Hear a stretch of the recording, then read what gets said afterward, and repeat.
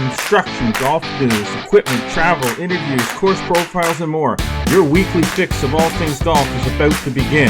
It's the Flagstick Podcast with your hosts, Jeff Botter and Scott McLeod. Well, welcome to the Flagstick Podcast. I'm Jeff Botter. As always, he is Scott McLeod, and we are ready to rock after a little bit of a delay recording. Of course, the Flagstick Podcast is brought to you by TaylorMade Golf, introducing the all-new QI35 drivers with TaylorMade speed, max forgiveness, and a new level of fitting to give you more distance from more of the face. Get QI35 fit today and unlock another level of your game at TaylorMadeGolf.ca. Obviously, we want you to follow us across all of our social media networks, Instagram, X, TikTok, and Facebook. That's how you stay in touch with everything that we're doing there. Please subscribe on Spotify, Audible, Amazon Music, and Apple Podcasts. And we do encourage you to subscribe to our YouTube channel, like us, and click the notification bell. Make sure you never miss a single episode or anything else that we post up there. Now, how do you expect us to become internet sensations, social media influencers, raking in millions and millions and millions of dollars on our YouTube channel if you don't subscribe? Like, that's a given, isn't it? Isn't that how it works? You pop up a YouTube channel, get a few subscribers, and then they start paying you the big bucks. Okay, I'm looking forward to that. No, that's not how it works, but we do encourage you to subscribe. Yeah, we do. So lots of content coming there, lots more all the time. TikTok seems to be picking up. I will say that. Yeah. We're definitely getting some extra attention. I like TikTok. I'm a TikToker. I'm a TikTok kind of guy. I do a lot of TikTok stuff with the other side of my stuff. Yeah, with the hockey stuff. So I do a lot of TikTok, and I get a lot of action on TikTok. Yeah, it's hard because it's just everything. There's so many different audiences, and obviously we're trying to create content for that all the time. So, managing that, it's not like we have a team of 100 here, people. So no, we only have a team of 99. Yeah, exactly. So, but definitely people have their niches of where they like to pay attention, where they get content. And certainly, it's not like we're going away from anything. Although I think our Pinterest account is probably dwindled.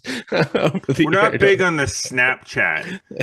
No, we're not big on the Snapchat and not big on the Pinterest. Like I say, it is what it is. Instagram, X, TikTok, even X is kind of like bleh. Yeah, it's hard because they it's throttled so much now, and we still have a good audience there that we interact with. There's over 17,000 people there that we interact with and so forth, but I know just not everybody gets to see that, and a lot of people are not on there now.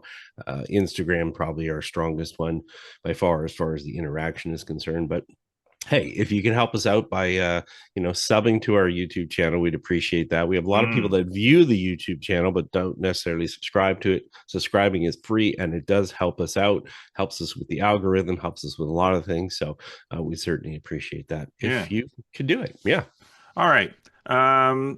This week on the show, do you feel like you're on volume, or I won't say volume 2, a level 2 as far as energy after the weekend? I don't know about you. I mean, a lot of people go and they get to have this long weekend, and again, it's our choice that we do, and we love doing it as far as the Flagstick Open Amateur Championship, which we'll get to, and having that on the long weekend. But I will tell people that by the time I rolled into back home to Kingston at midnight on Sunday night, and then made the silly mistake of, oh, hey, why don't I book a few lessons on Monday in the freezing cold and the nighttime? My energy levels are it's hard to catch up right now. So yeah. Well, I'm only glad I didn't have anything else really, heavy duty going on after the weekend. It's your sleep is kind of like trying to stick to my normal routine of I stay up and watch the hockey games, and so it's late, but I sleep in a little bit in the morning. I'm trying to kind of get back into my normal routine. It's even with the weekend, the weather was a drain. A lot of extra energy. I'm not doing a lot out on the golf course, so I'm not cold in that respect. But it's just like, you know, making sure the flags don't blow away. Yeah, it's just a lot. All the extra little things that you have to deal with when you're not dealing with no wind and warm weather. Yeah. And you're dealing with high winds and super cold weather, and yeah. And we'll get to it why there was some extra stresses on the weekend and doing it, but we'll get to it all here for sure. So we're going to get to all that. So this week we're going to obviously recap the Flagstick Open Amateur Championship that just finished up on the weekend, this past weekend, as well as the other major event that on the PGA Tour, the PGA Championship that just finished up as well. And we're gonna finish. Hopefully, finish the match play tournament bracket that we started last week. That what it might look like if the best 64 male golfers of all time were tipped up in a match play tournament. We've already done the first couple of rounds, so now we're going to get into the first round. Now we're going to get into the top 32. And we'll see if we can't finish that up. Let's hope so. We'll see if we can. If we can't, well, we'll push it to the next one. It's the beauty of it. We got these every week. Okay. Well, let's get to the front nine. The front nine is presented by Metcalf Golf Club, a natural setting, a pleasant challenge. Golf season is here. It's finally here. It's time to think about the entire golf season ahead, and golf at Metcalf is the perfect place to start. You can get on a wait list for a membership at this point. Join one of their leagues, participate in many events, and there are a bunch of events that go on over the course of the year, or save some big money on their popular game passes, 10, 20, and 30s. Visit metcalfgolf.com to check all of that out. Okay. Let's get let's bang out a few quick hits on the front nine so that we can get into the big topic. Play Junior Golf Tour, to which they begun their race to their season-ending Flagstick.com Cup this past Sunday at Rideau in Manotick. Congrats to all the players in the field. There is a full list of the winners at Flagstick.com, of course. And linked to all the scoring as well. Those juniors had to somewhat endure the same kind of weather that we did over the 2 days. So reflectant in I talked to one the results, but God, what day is today? I talked to one on Monday, and he said, it was super, super windy, and there's some fine play though. He was competing in the U15 category, was sitting in the clubhouse with another player. There were like 3 over, felt like it was a strong game, and then another player came in and went birdie, eagle to finish, to win the division, to shoot even par. So pretty impressive stuff, especially in those conditions, because it was pretty impressive. Chilly. The Flagstick.com PGA of Ottawa Tour gets set to begin its season next Monday. This coming Monday. Yes, this coming Monday, May 26th. With the Spring Open presented by Cobra PUMA. It's a Stableford system event format, played at the Camelot Golf and Country Club. We'll be on site for it, obviously, and one of us will be playing in it.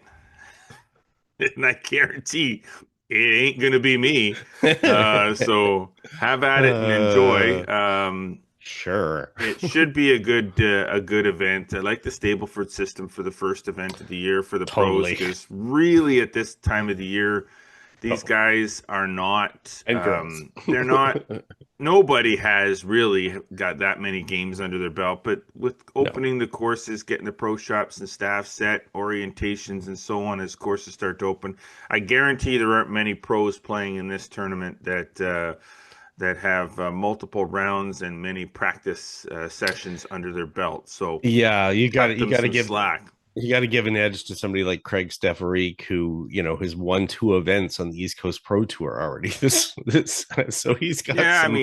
If there was a favorite, exactly, and he won it last year.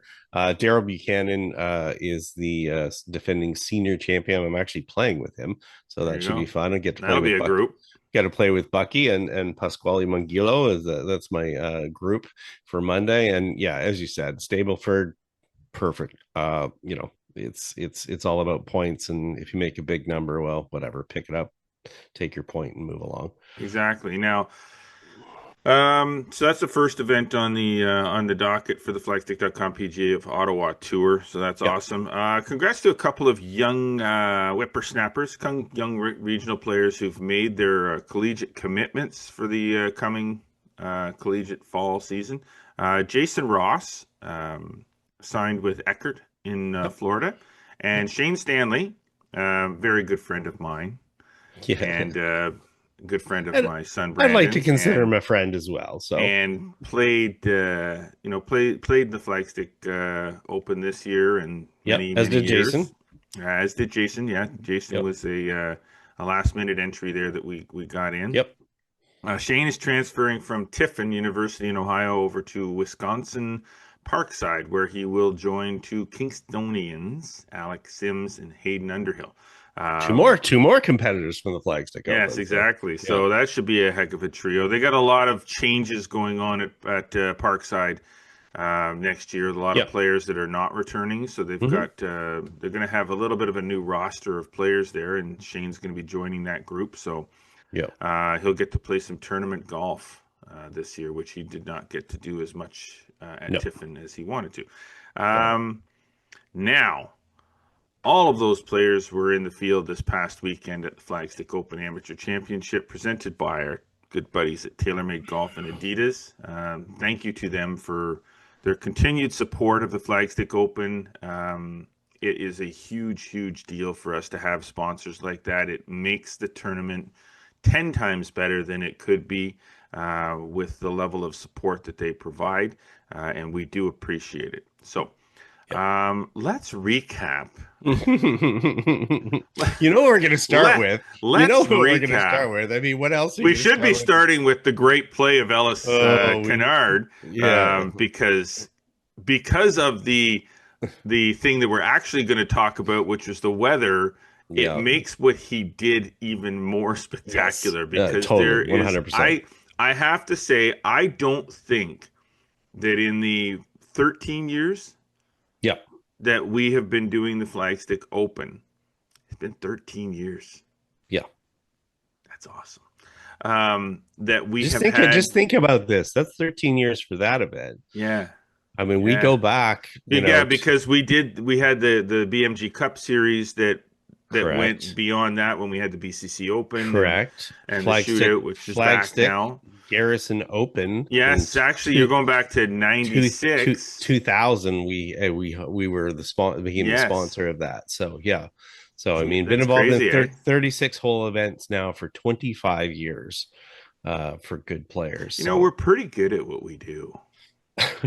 Well, we care. That's the difference. And I'll say this before we get too much here. I mean, I would say that, there's some continuing themes throughout the weekend, and we had a lot of people that were very grateful, very kind in their compliments and their praise. And we should say, the reason we're involved in these events is to really do enhance golf, and that's really what it is. It's not just golf in the region, it's to enhance golf. And so we have that passion for the game that goes towards the players respond in kind. And again, we're talking about these college players. I mean, we had kids that, drove 26 hours from Oklahoma to be at this tournament, to be home for this tournament, that drove from Ohio, that drove from, these are kids coming back from school. So we had a competitor that came from Calgary. We have others that come from the Toronto area. And the thing is that, it's a mutual love of golf that has us all there.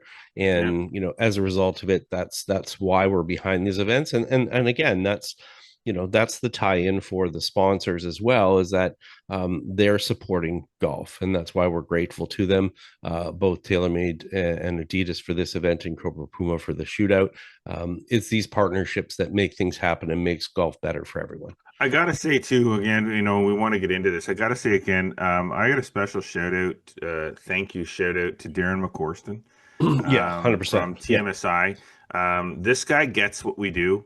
He does. And Darren is the president CEO of TMSI, which is the group that runs Equinel as well as some other properties, Amberwood, Yeah. around the region, Thunderbird, the sports domes. Yeah.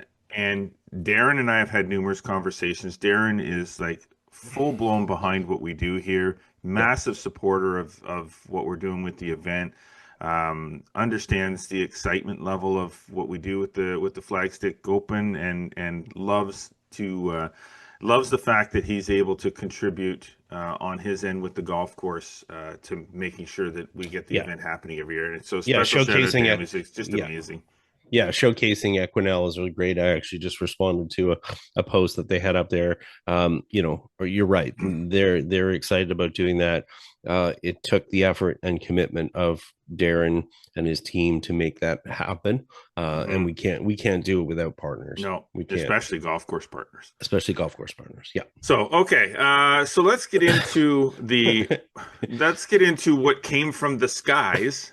It really is kind of a norm now that we expect that there's going to be at least one of the 2 days of the tournament where we're going to get something a little crappy come through. Yeah. Never stops us from having the event running. We've suffered through. I mean, it's become a running. It's a running joke, really. It is a running joke, 100%. That said, I think that this is the first year where we really have had 2 days back to back where it really has been difficult playing conditions. Now, Saturday was better than Sunday, generally speaking.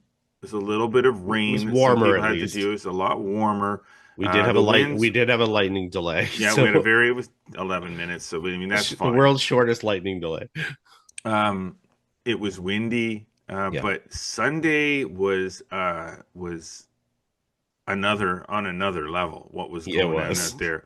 So. Given what we dealt with on Sunday, you dealt with starting, Big Jim and Will out there doing starting. It was cold. It was miserable doing starting. It was miserable to play in that weather because it was so cold and so windy.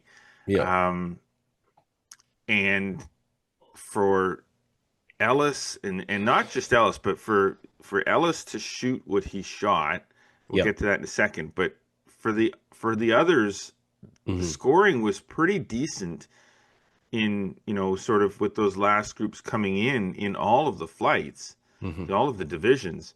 That, decent meaning, it was decent. But I mean, if weather had been perfect, I'm sure the scoring would have been 10 times better. But my goodness, that was one weather's. Yeah, I would not have had one to have to deal with. So to give people an idea, and especially on the Canadian side for temperatures and speed measurements or whatever, it was trending around 9 Celsius most of the day, with wind chills closer to 3, wind gusts that were north of 50 and steady winds over 20k. So we did what we could to adjust the golf course to make it more playable.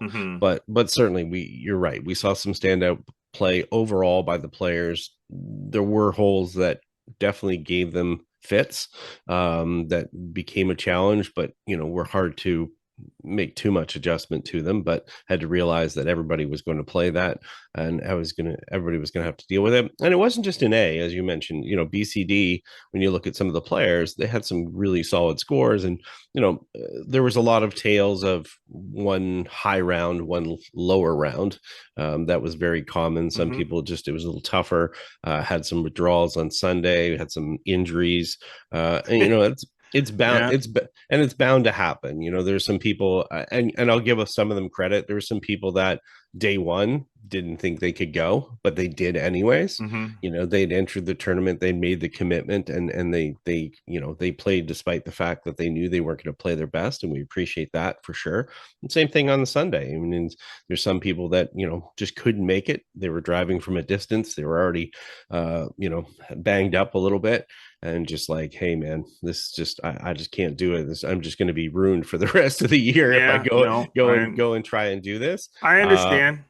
Yeah, but I we do. certainly, to have 120 players in a field this early in the year, getting people ready for other tournaments, because yeah, I mean that's the case. We had a number of players that are getting ready for Canadian Open qualifiers, getting ready for Yeah. other big provincial and national events, and they made their way to Kempville to do that, and yeah, that's appreciated for sure in those conditions. So, given all of that, our champion this year, Ellis Kinnaird, he's a standout player from Oakland University. Yeah.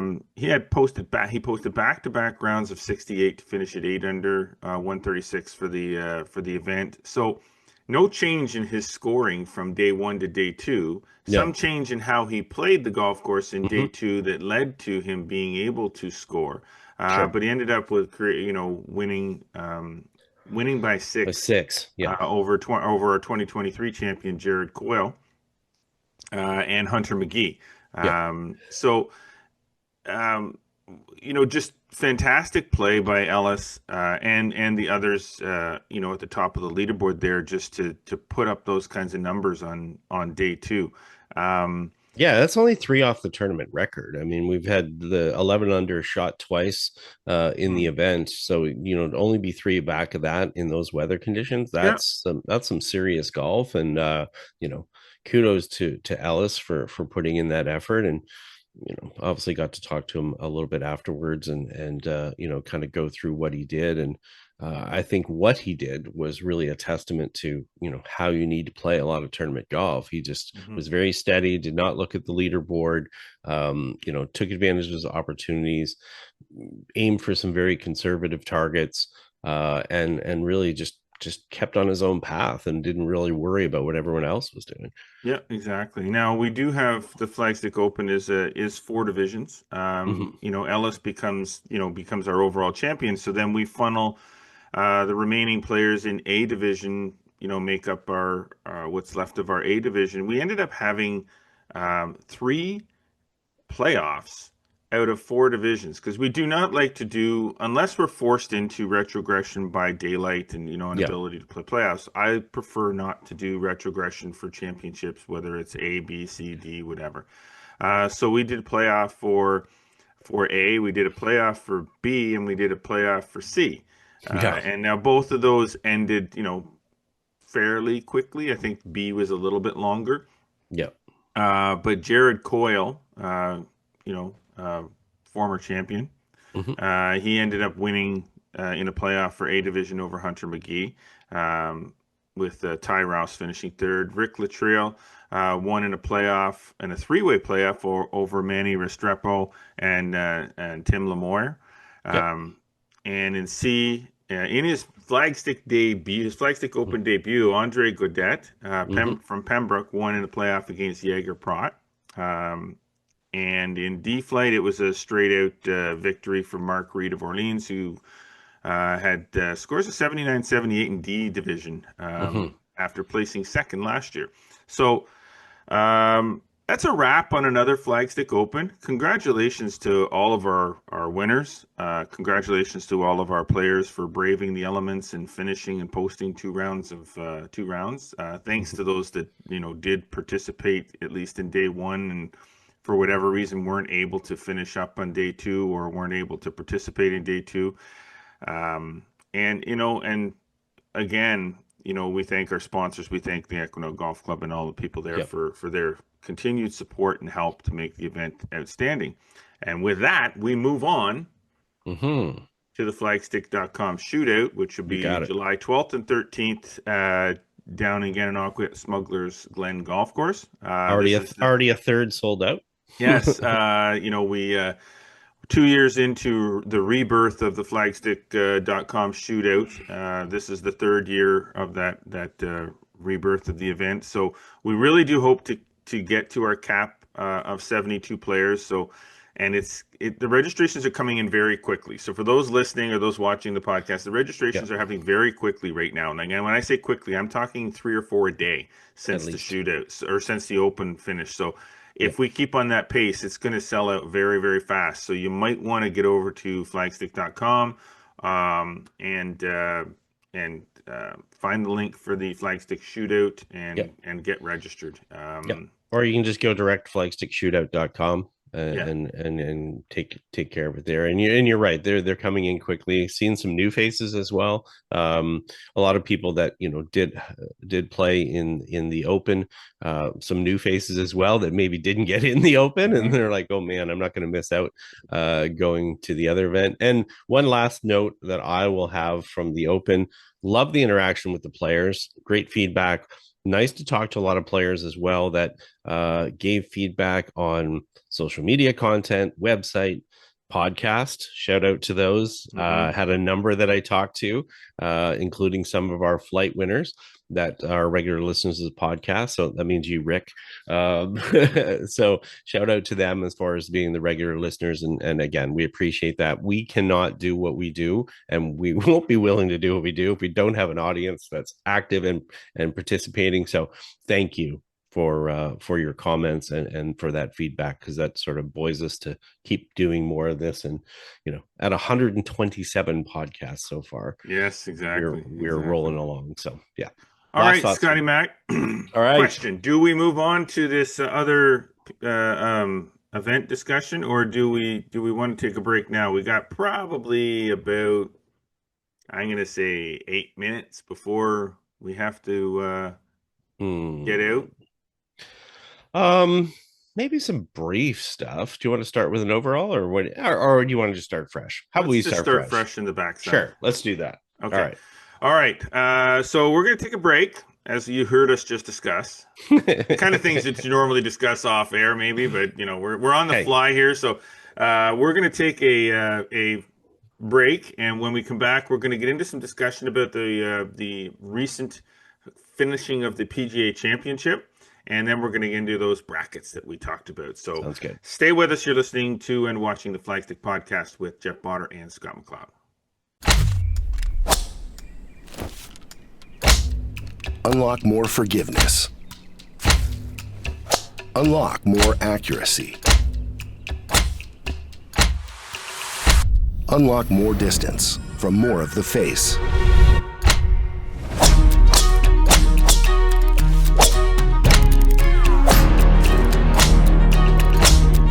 Introducing the new QI35 from TaylorMade.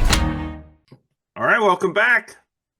Yes, welcome back to the Flagstick Podcast with Jeff Botter and Scott McLeod. And as promised, we are going to get into a little PGA Championship talk and finish up what we started last week with the brackets. So let's get to our back nine. Back nine presented by Celtic Golf Center, with two awesome locations, Kempville and a brand new location in Kingston, both featuring state-of-the-art TrackMan sims. Your golf season really never has to end. Enjoy a round of golf with friends. Join one of the many leagues. Get fit for some new equipment to take a lesson. Celtic Golf Centers have you covered, because it really is all about the golf. Visit CelticGolfCenter.com to learn more, to book tee times, to sign up for a league. So there we go. Now, sorry, I just moved around some notes there. I know. Anyways, sorry. I'm like, thanks for that. The good thing I've said it 100 times, and I don't need to refer to it that much anymore. Yes. Now, indoor golf is kind of winding down quite a bit now. Yes. But that said, there's no time like the present to prepare for the future. Thanks, Dad.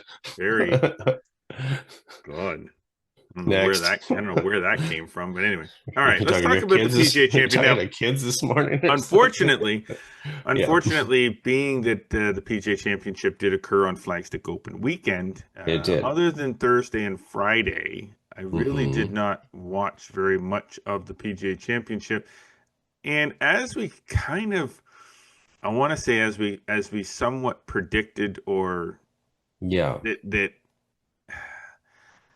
and people might disagree with this. I just don't think. But how it started. Now, I will say things changed, and I did go back and watch the highlights. I watched the highlights. Yeah, I went onto YouTube. And it was dramatic at the end. I mean, it could have been a lot closer than I think the five-stroke lead or 5-stroke victory indicated. I think that it wasn't so much about Scheffler just running away with it as it was those that were chasing him running out of gas and giving a lot of it gas. all back. Like, I mean, what I saw, Rom. Rom just completely pooped the bed. He Yeah, had he it. was He was and there.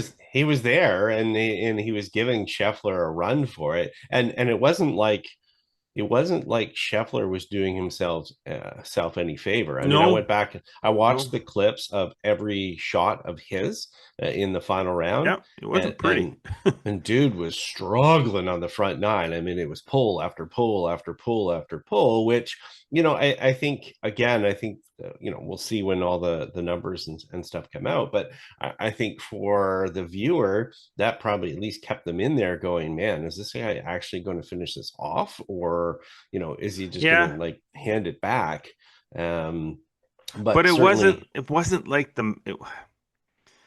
it early on, it was sucked. Yeah, it just really didn't. You lost interest in people. I mean, not that Johnny Vegas, being in the lead is a bad thing. It's just what followed. What was and here's the thing. Let me qualify this by saying that. Let me say this.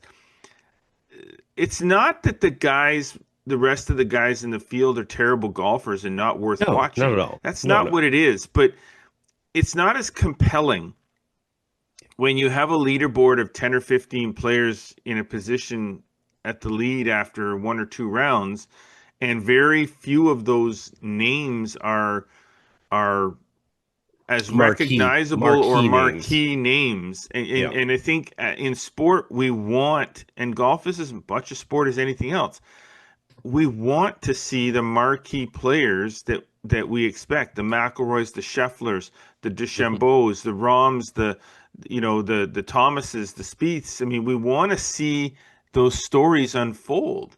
And then maybe we want to see that one guy or those one or two guys come out of nowhere and challenge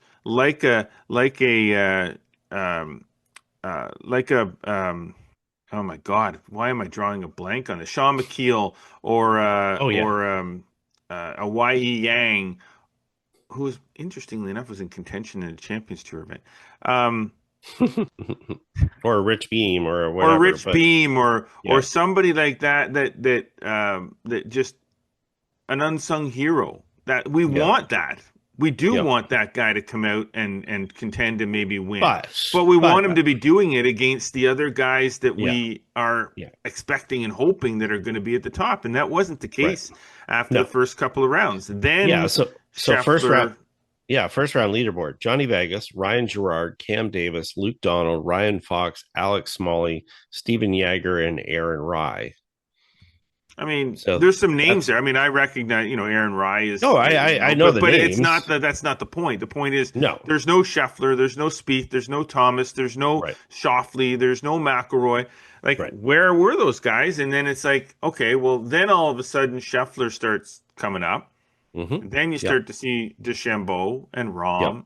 And now you start to see that leaderboard become what you wanted that leaderboard to look like. Right. And then it was just kind of like who's going to spit up on who on the Sunday finale.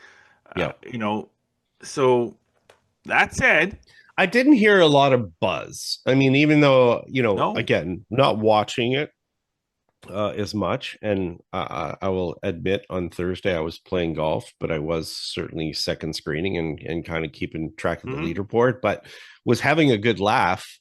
Because, all I was thinking was that, that clip of saying, okay, if it's mediocre, then everybody's going to be heading to the golf course was certainly valid that particular day. I think probably more. I think that might be more true than we think. Yeah. And I think that a lot of people probably booked tee times on Saturday and Sunday thinking that this was not going to be what they thought. And then I don't think very many people would have canceled those tee times. After finding out that Scheffler was in contention, because still at that point Scheffler was in contention, but it really wasn't anybody else. No. And we'll look at it this way. I mean, this is obviously big for Scheffler in the fact that he's now won a different major. You know, he'd won twice at Augusta and now has won a PGA championship. So he's halfway there for the career Grand Slam. Very interesting to see how his game translates to an Oakmont and Royal Portrush, whether that's, you know, suitable. Again, you'd think his game could be suitable anywhere. But some guys don't, right? Some guys, they just never win the career Grand Slam because their game is just not translatable suited to that kind of condition. Yeah. And you know, we didn't get the battle with Rory. He was obviously not to be seen. And you know, there were some incidents with the two of them as far as their equipment stuff and things like that. That's somewhat normal as far as wear. It's not like they're cheating. It's just a case of they just got a lot of wear and stuff like that. But they really did make a big deal out of it with Rory, and I don't really know why. Because the same thing happened to Scheffler at the same tournament, but nobody really talked about it, and everybody was just clamoring about Rory like he did something wrong. Yeah, and it happened to Schauffele as well a couple years ago. But yeah, it's not like they're cheating. But you know, again, I don't want to make much of it because there really wasn't anything. I think in the end, you know, Scheffler bogeyed the last. He had a 6-stroke lead coming down to the end. It was pretty much a lock once he sort of got into the green mile and got things rolling there. I guess the questions sort of come from this. You know, we started at the the early part of the year saying, you know, just a few shows ago, when is Scottie Scheffler going to win? And now obviously he's won twice, convincingly at the Byron Nelson, you know, going 31 under there, convincingly here, 5 under is or winning by 5. Sorry. Is last year's Scottie back? And you know, what's our expectations? I mean, what's going to happen now as far as the rest of the year? I mean, the other cool part about this is that, you know, he's 3 for 3 now and converting 54 hole leads on a major. Not a lot of players can say that. You know, so what it shows though is if he gets in contention or in the lead, he generally is going to finish it off. That's what they used to say about Tiger, right? Right, exactly. Whereas other players, you know, haven't been able to do that. And, you know, while his 15 wins in 3 majors don't quite get him into our top 64 bracket yet, he's certainly verging on getting there, because it's quite funny when you look at it and people are like, man, 3 majors. He's the 48th player to win 3 or more majors.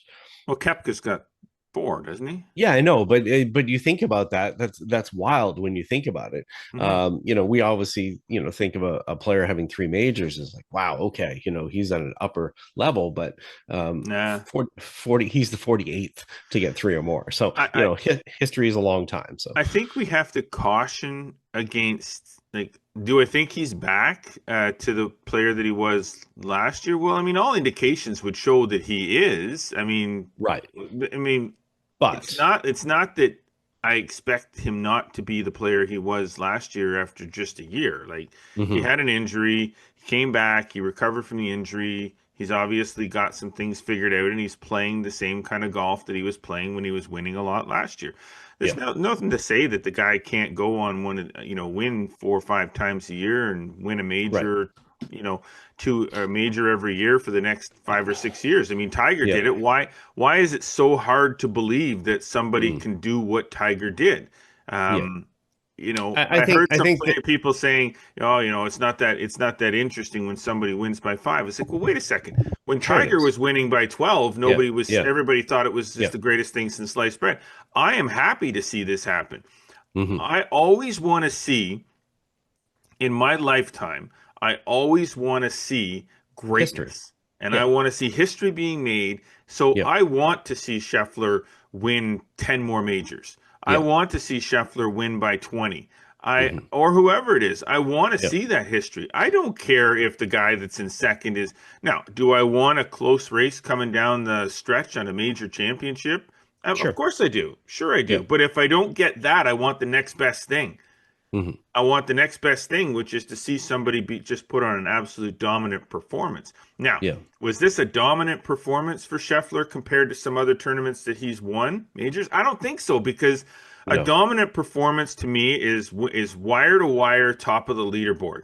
That's a dominant performance. A dominant performance is not being average on day one and day two, waiting for everybody else to fall backwards, and then putting together two really solid or one really solid round of golf, because he was only 71 on the final, or yeah, he's only 71 in the final round. So it's the 65 that really was Propelled so him much up better there. than everybody else that separated him. And then he was average on Sunday. Yeah, and while everybody else was crap in the bed. So but it wasn't dominant. But I will say this: Jack Nicklaus won a lot of majors that way. He would win the war of attrition. So we're not always going to get it. But that's how majors are won too. A lot of times, it's not on Sunday; it's on Saturday. Yeah. No, and we're going back to your point here when we're talking about Tiger. I think the difference here with Scheffler versus Tiger, and obviously a lot of people are doing comparisons, ball striking, stuff like this. Scheffler at this point is 28 years old. It took him 70 events on the tour. I think it's 70 events before he got a win. So, and then now in his last 70, obviously he's got 15 wins. So he's on a strong run here. This is why it makes it more difficult to start to talk about him in conversations of some of those all-time greats, because to get there, he has a lot of work still to do, because, we don't know how long he's going to play this game. And then on top of that, if we look at majors, let's say we go till age 40, he's got 48 more majors, 46, I guess, to the age of 40. You start to work out the percentages and stuff like that as far as where he could get to. I thought it was interesting because I heard a couple of podcasts and a couple of things talking about, because again, they get excited because all of a sudden he wins another major, and they're like, oh, how many can he win? Is it going to be 8? Is it going to be 9? Is 10? Whoa. He needs to get 4 first before, you know what I mean? So he's got 3, and again, we don't know what's coming. No. Right. There's a lot of good, talented golfers coming up out of the collegiate ranks. And so we don't know. Yeah. We don't know what's going to happen for competition for him. So, yeah. That's the difference now, too, I think, is that there is a lot coming out of the NCAA and at the college ranks. There is a ton of depth of skill. And we've seen it in the last 4 or 5 years with, Morikawa, and we saw it with Matthew Wolff when he came out. We saw it with DeChambeau when he first came out. Before he went on nutso. We've seen it, and now it's just getting more and more. There's more and more depth at the NCAA level, and those guys are coming up, and they're going to get their shot, and they're going to start to win too, and then that makes it even harder. When Tiger was doing it, the depth of the fields that he was playing against were not quite what they are now. They got deeper and deeper and deeper the longer Tiger got into his career. He still won a lot. A ton. He was still better than everybody else, but his competition got tougher and tougher and tougher. And that same thing's going to happen. I mean, look what Koepka started winning majors, and he sort of put out his cookbook recipe of how he was going to take over Tiger's major record, of how, the whole philosophy of, well, once I eliminate these guys and these guys, well, how's that story writing for you right now, my buddy? And you're right. I mean, no, it's not easy, and you have more people that could take up majors that you could possibly win. I mean, look at a Colin Morikawa. He's got 2 majors, but are there other majors that he could have won if other players hadn't been there? With those 2 majors maybe took away from, the Scottie Schefflers or the Brooks or whatever. I mean, that's the thing with the competition. So it's just going to get heavier and heavier. So I would say sit back and enjoy the ride. Try not to be over predictive, but understand and appreciate that he is doing something special, and the fact that he's now got 3 majors since 2022, that he's obviously rocking along, and he's been able to do this in a nice fashion. He won these both Masters by 3 and 4, and now the PGA Championship by 5 strokes. But what can he continue to do as we look forward? And that does make us look towards a place like Oakmont, where he's not exactly, this is a long golf course that he just played, but it's also a long golf course that I would say is more of a tour golf course, as most players refer to during their week. So Scheffler is able to have success on it, but Oakmont's a whole different animal, and it's a whole different crapshoot. So we'll see. I think enjoy the ride. But don't get too far ahead of yourself as to where the ride is going. Just enjoy what you're seeing right now. understand that there's always going to be some outstanding talent coming up the pipe. And, the chances of another player winning 18 majors or 14 majors or 15 majors is probably pretty slim to slim at best. But, if he gets to there, then great. Then we can start talking about it. I'm certainly not going to talk about it when he only has 3. Yeah, and he's literally, just to give people more context, he's tied for 59th on the all-time wins list. 15 wins, which is nearing a Hall of Fame career, especially when you consider majors and players championships and so forth. It's T59 on the all-time list, so he's still got some work to do, despite the fact him doing very special things so far. So all right, well, we got the Big Daddy U.S. Open coming up next month. Yep. So let's start gearing up and looking forward to that. And we'll put a wrap on the PGA Championship for this year. You got it. All right. The Legends of the Green Tournament, top 32.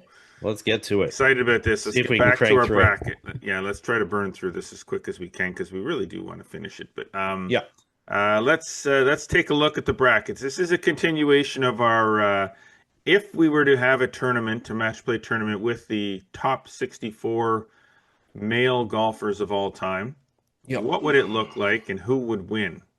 We have our predictions. Who's going to win, but we're trying to keep an open mind. All right, so now we're on to the A side of the bracket.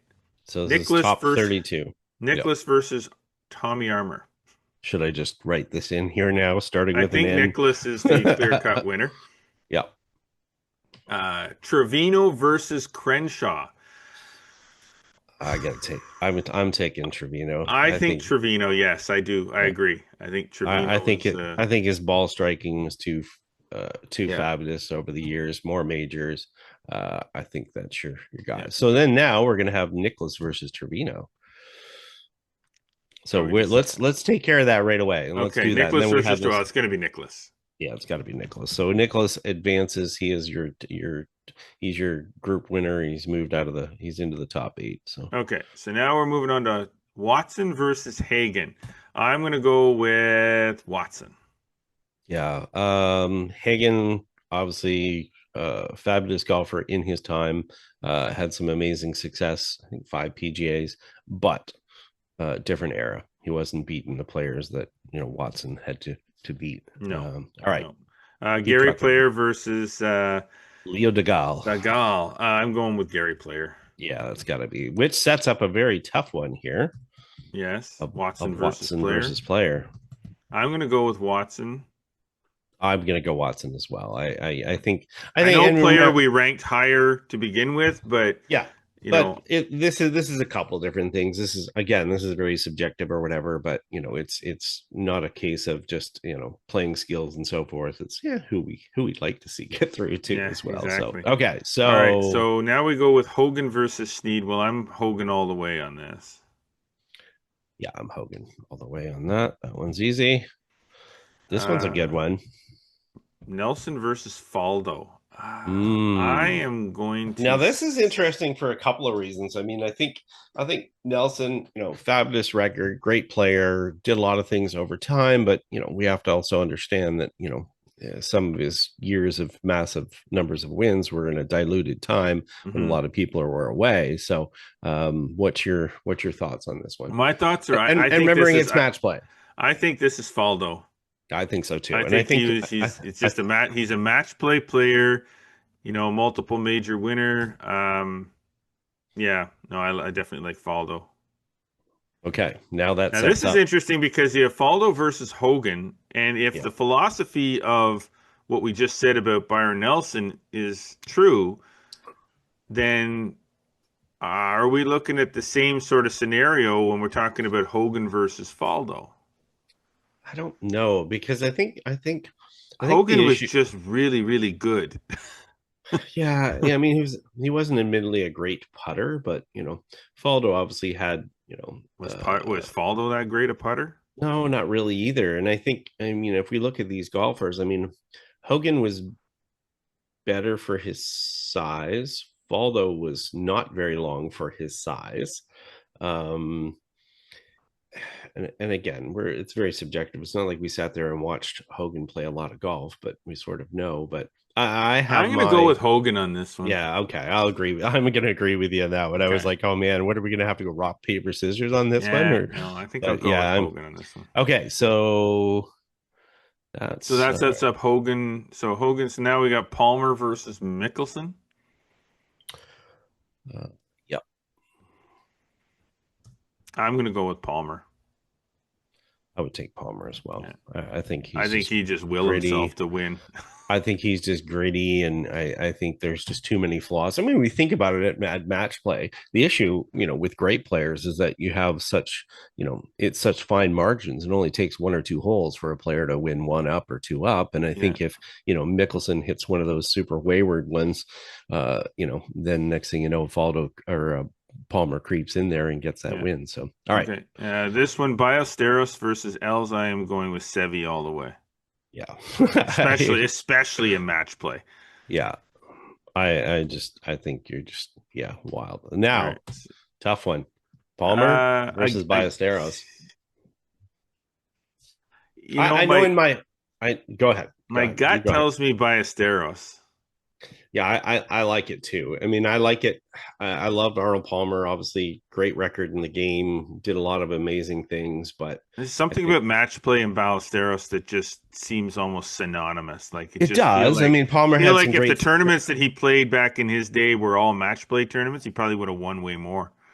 I think, Palmer had some success, obviously U.S. amateur and things like that. But I think Ballesteros plays the Bob Flero game of golf, or Bob Flero played the. Sorry, Bob. hit as few fairways as possible and shoot 65. Right, exactly. And that's, that was the MO for Ballesteros. So he just found a creative way to get it done. And I think there'd just be a lot of situations that Ballesteros would get in that others wouldn't, that he could get out of. So that would be a big thing that way. Okay. All right. So we're going to go to the B side of the bracket. Yeah. Okay. Woods versus Woods. Yeah. Woods versus Vijay Singh would be Woods 100%. Yeah. McIlroy versus Couples. McIlroy, I don't see Couples beating McIlroy in a match. Yeah, I don't see. Here we go. Bobby Jones versus Tom Kite. I like Bobby Jones. Let's do. Oh, you want to do want to do McIlroy versus McIlroy versus Woods? Yeah. So okay, well, Woods. Yeah, that's McIlroy would be too much in his head. There'd be some great matches. Own head for sure. So yeah. Jones versus Tom Kite. I'm already with you with Jones. Yeah. Olazabal versus Stewart. I'm going with Olazabal. Yeah, this is kind of. If you don't agree, you can change it. But no. I think it's the same sort of mentality as Seve. Yeah, I think it's a 50-50, but with at least for now, short game. Yeah, and then if we're putting Olazabal against Jones, I'm picking Jones. Yeah, especially in match play. So okay. Walter Travis versus Jim Furyk. I don't even know. I'm going to take Travis. I don't know.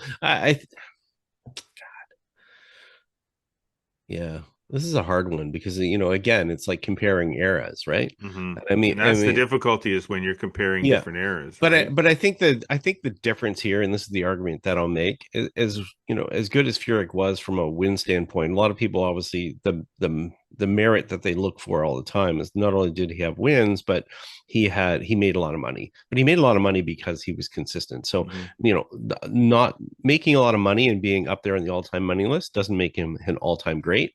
I think Walter Travis had more wins, so I think. Okay, we'll go with Travis. I think Travis is going to. I think it's a short-lived victory for him anay. So yeah, and I think we know that's how it works in this competition, anyways. And, all right, this one's tough. Bye, Stu. Bye, Stu. Bye, Stu. No Stewart Sink versus Bernard Lager. Yeah. Okay, so Longer versus Travis I'm definitely going to take Longer. Yeah, that's that one. So I think that one's a good one that way. So okay, all right. So Thompson versus O'Mara. Peter Thompson versus O'Mara. I mean, you look at the British Open record for Peter Thompson, Australian Open record. I mean, I think just collectively, O'Mara has been a great golfer and, got a couple of majors, but I think Peter Thompson was just, Okay. Thompson it is. Yeah. Daly versus Floyd. God. I honestly think I'm gonna take Daly on this one. You know what? I was going to be the same because I think the as strong as Floyd's record was, I think there's just some intangibles with Daly, and we talked about that last week. I think underrated talent, somebody who obviously won majors but probably got less out of his talent than maybe more people. So okay, all right. So go with Daly. Now Daly versus Thompson. Yeah, I'm think thinking you got to lean towards Peter Thompson. Yeah, I think so.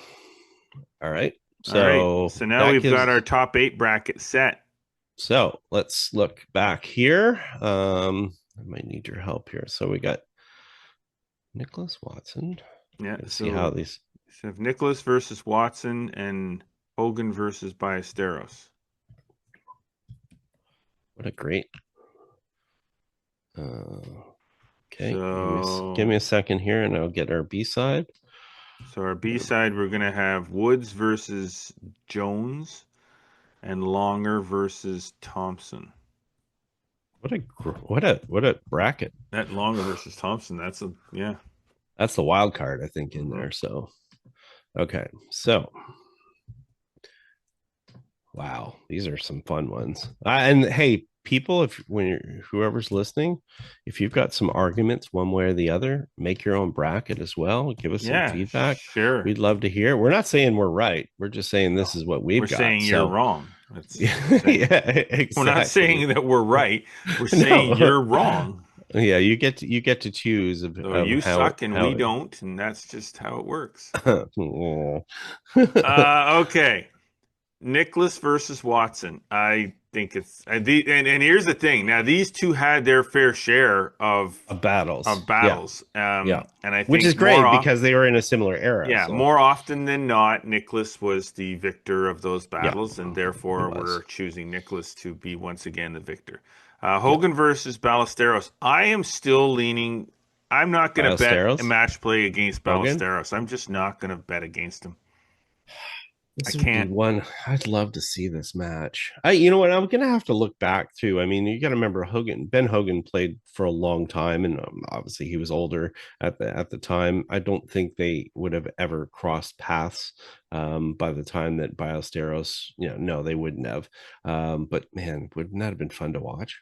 Like different styles of game. Obviously, all right. Make a choice. We got 10 minutes. All right, I'm gonna go. I'll go for Seve. Okay.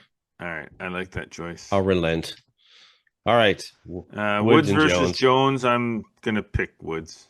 Yeah, I know. And here's the thing: that's a tough one. I know it is. It's not like it's a no-brainer because you got to remember Jones retired early to go to Emory, have his law career, do his stuff at Augusta. So I mean, if he had continued to play and play, how many more majors would that guy have won? Yeah, because that's all he played. As far as he was an amateur. If he never turned pro and all he ever did was play majors as an amateur, how many majors would he have won? Yeah, exactly. He might have eclipsed Nicholas's record by many, given the fact that the only tournaments he played were majors. Yeah. So it's hard to say, but I still think that Woods overall would. Yeah, maybe. We know where this is going, but. Again, we don't know where the wild is. And this one's a little tough for me because I really don't know. I mean, there's not a lot of reference here. Not really. I'm. You know what? I love Peter Thompson. I love his record and stuff overall. I just think Longer is a guy who proved that he battled the yips. He won his Masters titles with and he's still winning putting grips, and he's still winning. So I'm going to actually lean to Longer, which he's going to be the surprise guy that came through here. So all right, here we go. The semifinals bracket, the finals side A. We got to push through quick here. We've got Seve versus Nicholas. Yeah, I don't think you can. Overall, I don't think you can bet against Nicholas. No, I don't think so. Don't. So, and again, I think we know where this is going. So, and I think then now on the B side, we're looking at Woods versus Longer again. I think Woods is going to beat Longer, and then we're at the match that we expected we were going to get to, and that in our lifetime would love to see this actually happen with both players in their prime. Yeah, but we're never going to. No. Woods versus Nicklaus. Who wins that match? Okay, so I guess we got to sort of make you our can't arguments. compare, like you can can say majors to majors. Okay, Nicklaus has more majors, but not by a lot. So I mean, but 4 majors is a lot, but just relatively speaking, it's not like Nicklaus has 18 and Tiger has 5. You know what I mean? Like it's 18, 15. Nicklaus. So let's wipe that record. Let's just say the major record means nothing. Ooh, major win record. Major win record means nothing. I'd say Nicklaus had a much stronger body of work when we talk about Nicklaus majors, also as far won as seconds and so forth. Nicklaus also won his majority of his tournaments in an era where the depth of the field that he was playing against was a lot weaker. True, but there was a lot less guys to beat. That given, I will go skill versus skill in not putting the records, because obviously if we look at wins, I mean Woods has more wins than Nicklaus. I think Woods' skill is would be at a higher level. That's where I'm getting to. The shot making ability, the ability to manufacture shots, like hitting big high cuts out of bunkers, and like the things that Tiger was able to do. Now, the courses that Tiger played are far more well manicured than Nicklaus played in his prime. Yeah. I would look too at the fact that the number of wins, like the number of tournaments actually won, that Tiger is, like professional tournaments, Tiger is higher on that list than Nicklaus. Yeah, I haven't looked to see as far as European, international, and stuff like that. I don't know if you're just referring to PGA Tour. I'm just referring to PGA Tour. Yeah. Wins. So I mean, I look at overall record. I mean, I just think and Nicklaus was long for his time, and obviously he had to play certain equipment and the equipment that they had at the time. I'd love to see him play with the modern ball, but I think if you put them head to head and you put them out there in their particular prime, I still think that Nicklaus is the greatest player of all time, but I still think that Woods would beat him. I agree.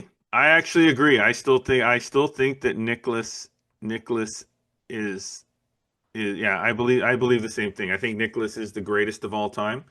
Yeah. But in a match, this particular situation scenario, I think that Woods would beat him. Yeah, I think there's just some intangibles there from a skill set.